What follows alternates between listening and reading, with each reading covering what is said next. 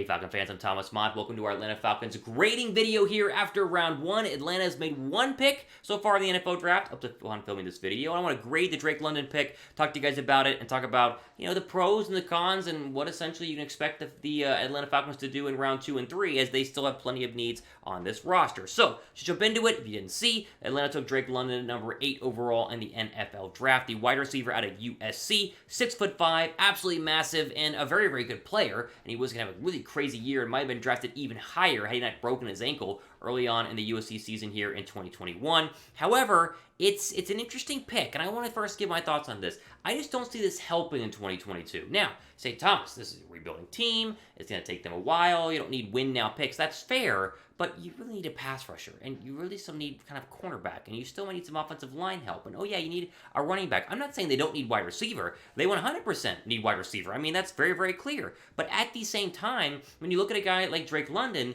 is he really going to be that impactful his first season without a quarterback? Obviously, maybe Marcus Mariota is your guy, maybe he's not. There's just so many holes in this roster, it kind of makes you scratch your head just a little bit. Again, nothing against Drake London. I think he can be a very good player. And as we'll talk about, him and Kyle Pitts together can be a very good 1-2 punch. They've already called themselves the Twin Towers because they're both massive.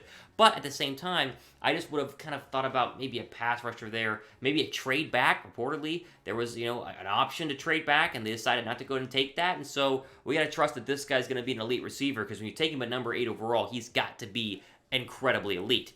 What's your grade? Give me the grade on Drake London. I'll give you mine here in just 1 second. Here at number 8, A, B, C, D, or F. Grade the Drake London pick. Let me know what grade you guys have for the Falcons' first-round selection in the comments section right now. Again, London, a great player, and if you go through overall, let's just say his stats. I mean, this is a player who. He's done some good things, and I don't want to hate on the guy. I don't want to sit back and say, oh, he's not that good, or oh, he's not going to be turned to be a great pro, because remember he traded for Julio Jones. There were a lot of people saying, why did you trade all the way for Julio Jones? Did you need Julio Jones? And Julio Jones was a top receiver in this league for a very, very long time. But I think that when you put everything together, I just kind of wish they would have gone somewhere else and focused a little more on bigger positions of need. Not that wide receiver isn't, because it definitely is, but maybe a little more important going forward. My grade on this is a C+, and it's a C+ for all the reasons that I just gave you. Now, if you want the C+ being on the screen right now, let me just say this. He can still be a great player. And if Marcus Mariota pops, or maybe in round 2 they get Malik Willis, I mean, you can build on a young core offensively of, again, Kyle Pitts at tight end, and then obviously Drake London at wide receiver, and then Malik Willis at quarterback, or Ritter at quarterback, or Corral at quarterback, any of these guys that they want to go ahead and take. But I'm going to stick with a C+ until I see what the rest of this draft looks like. Because if you get him here, and then you just go defensive heavy the rest of the draft, well, then the grade's going to definitely go up. But if it's just him, as of right now, that's all I have to go on, then it definitely stays down there as a C+.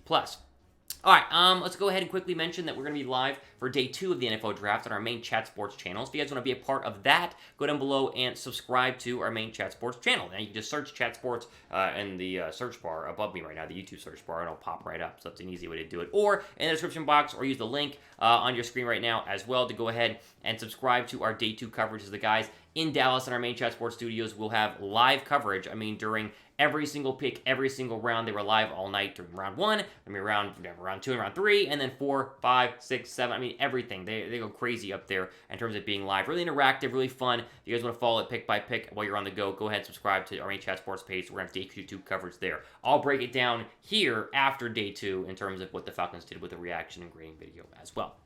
All right, let's look at our remaining draft picks here. So obviously, number 8 went to Drake London. You have 42 in round 2. That's a very important draft pick. I mean, we're going to talk about here, they can use that to get a very impactful player. I mean, Malik Willis is still on the board right now. Do you want Malik Willis? Do you want a pass rusher? Nakobe Dean, the linebacker, is still available as of right now. I mean, there are a lot of options you can go ahead and take with 43 overall. Maybe you package 43 and 58 overall, and you move up, because that's a possibility there as well, as that is still available. Or you can take, round 3, get a player there at 74. You still have 112 overall in round 4. You have 150 overall in round 5. You have 160. I mean, you got a lot of picks later on in this draft. I mean, you have plenty of ammo to go ahead and make some moves and get your guys. That's my focus right now. Right? 1, Atlanta has plenty of ammo remaining. And so even if you don't like Drake London, I'm not a huge fan of it, they can still get some very impactful players at positions of need literally all throughout this draft. It doesn't have to be a first-round draft pick in order to actually be good. You can get a third-round draft pick that actually pops. It's just a matter of finding these guys, finding the diamonds in the rough, and getting the good players. Now, they also have plenty of ammo to trade up and down.